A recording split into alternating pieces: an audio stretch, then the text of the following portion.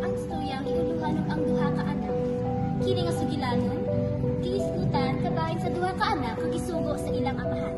Ang isa niingon og dili ko, apan nibuhat. Ang isa niingon og oo, pero wala nibuhat. Karon, tan-awan nato kung kinsa sa ilang duha ang tinuod mituman sa ilang giibang ingon. Adunay usa ka amahan nga may duha ka anak. Sa usa ka buntag, gitawag niya sila sa parasan.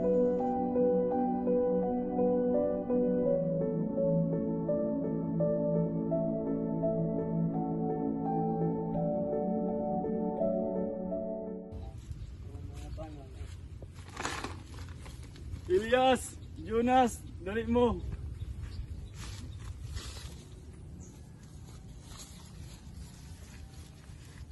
Nanginahanglan kong katabang karon sa parasan.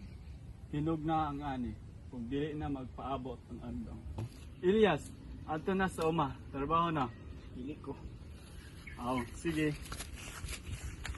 Jonas, ikaw maadto ka? Simple man, maadto ko. Tala!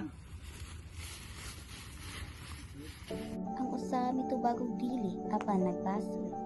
Ang usa mitubag og oo apan wala gyud mutuman. Ano man ako ang pirmi mag-antos, siya nga na lang pirmi magsugo kung na ito pinuod.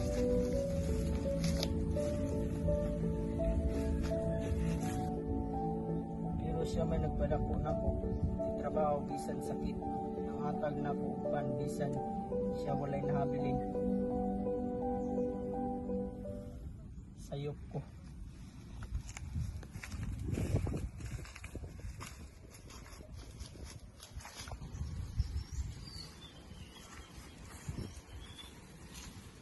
Sige, ikaw raw sa ato sa parasan.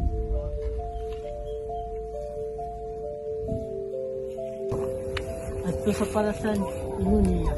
Palihog lang. Dili ko magkalot og luta sama sa ulitin. Ako lang itong isugot ko buo para mahawak sila. Sagdaan na to sila sa mga tutong kayo pakita o mayo.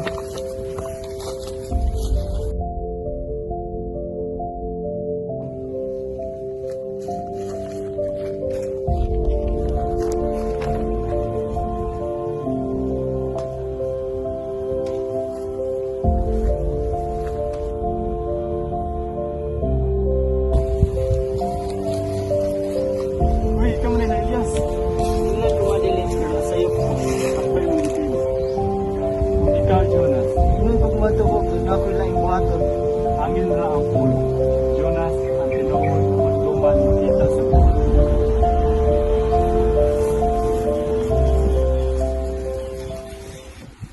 Sa ilong ako amaan, ibalan na ako kung sa akong sala. Tira na. Pasaylo na siya.